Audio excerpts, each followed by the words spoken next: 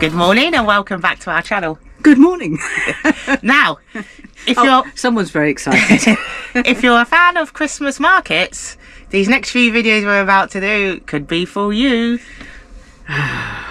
Tracy's not so keen.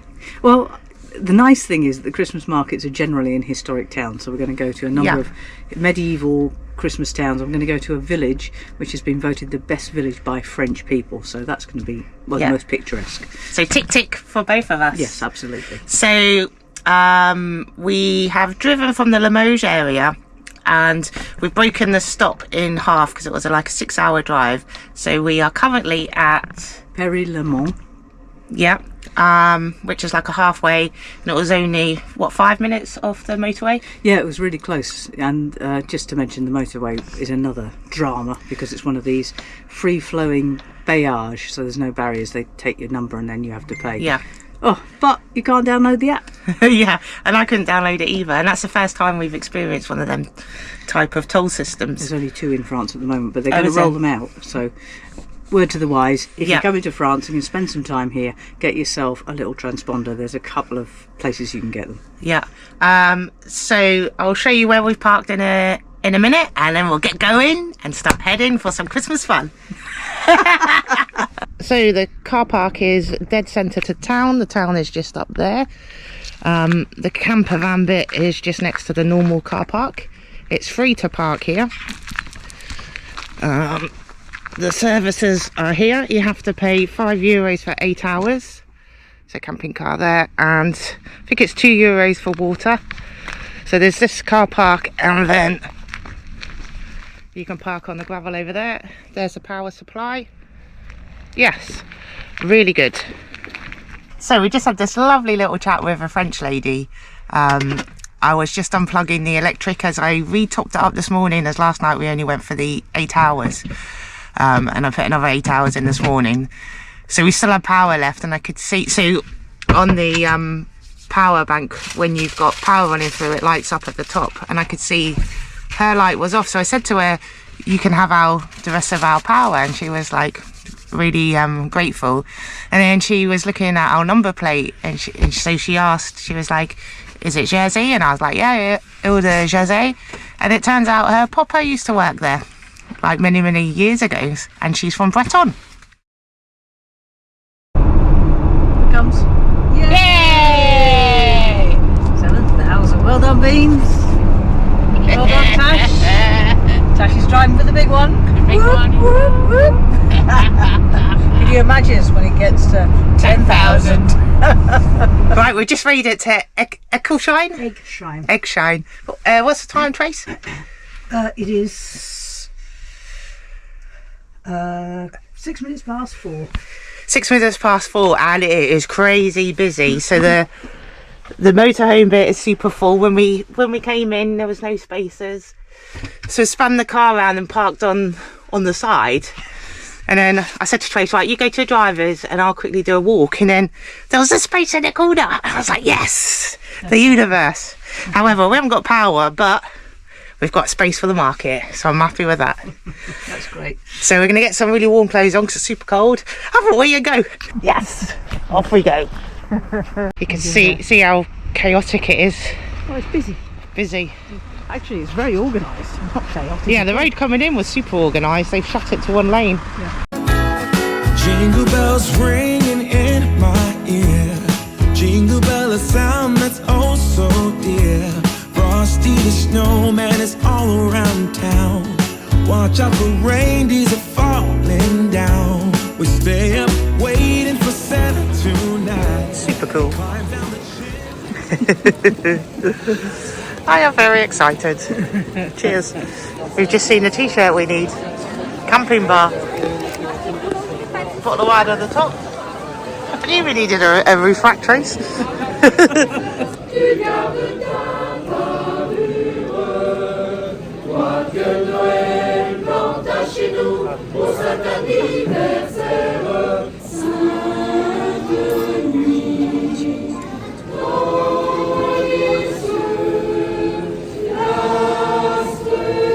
Going for the second mulled wine, aren't we, Trace? Yeah.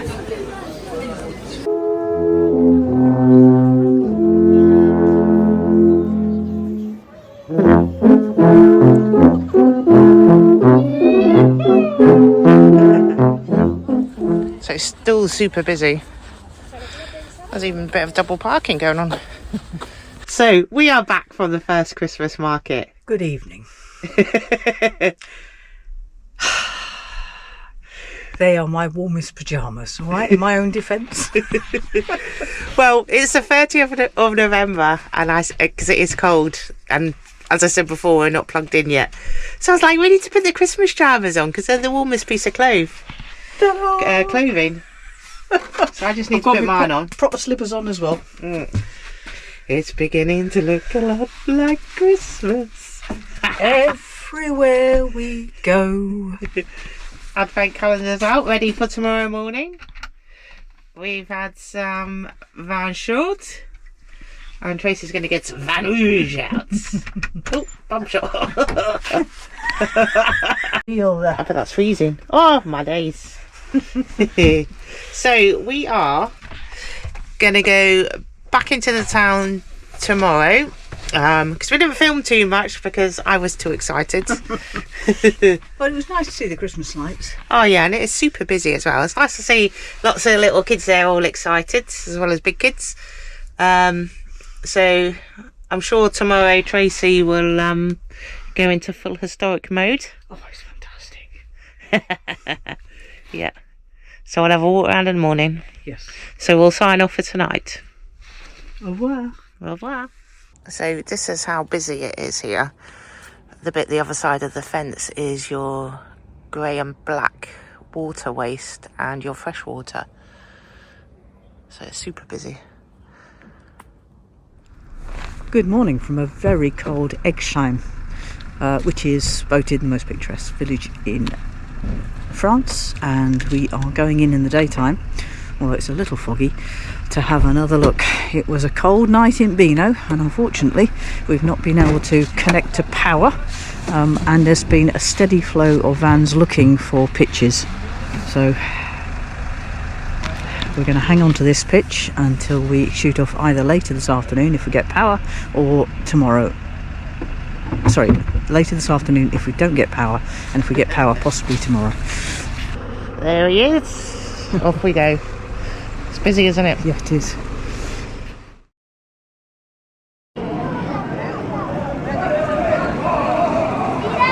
So these are the back streets, a little less maddening than the main ones with all the Christmas stuff, and these are the start of the concentric circles. So this had a medieval round fortified wall, and they built the streets unusually in concentric circles. Interesting. It's even got the...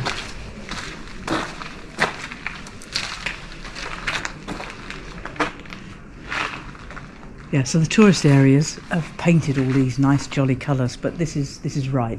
So this is bare oil timber in some cases, with the wattle and daub or the infill in brick by the looks of it, with render on top. So it's nice to see the original pattern.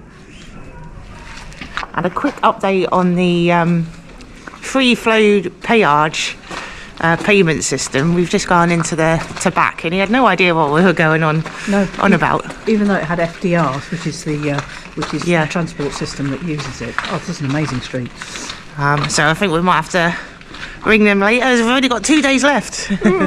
The framed houses were built on the ground, and then the trusses were erected into place. So you can imagine it's like a stack of cards almost going up. And of course you had to make sure that the right bits went in the right places. So the trusses would be marked with carpenter's marks. And this is brilliant because actually at the foot of each truss there's a set of carpenter's marks. So you can read the order in which this building was built by the numbering on the trusses, which is fantastic. Speed of light while we're dancing around the Christmas tree, hugging and kissing, just you and me.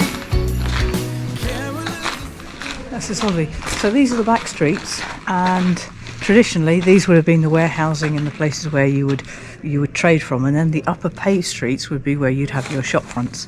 So this is where you'll start to see lots of arches and lifting devices in walls to go to upper floors. So in medieval terms, what you've got is really closely built behind a defensive wall. And what has happened is that on every third house or building, there's this cut or alley or ginnel or vennel, depending on which bit of the UK you come from.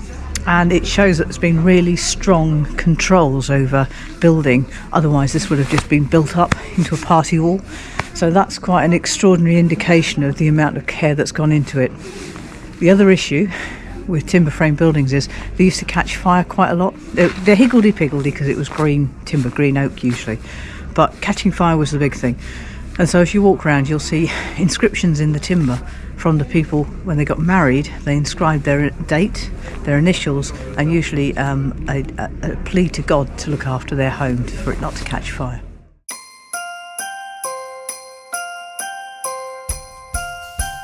Tim's Tavern that you're in, and so we just finished building the tavern end of August. We've been open, so we're really excited to have our taps here. And we were just talking about the Statue of Liberty here, which we found in a brocante in French. So brocante is like an antique store, kind of between an antique and a thrift store, I would say. Yeah. And anyway, so Bartholdi, who is the sculptor of the Statue of Liberty, was born in Colmar.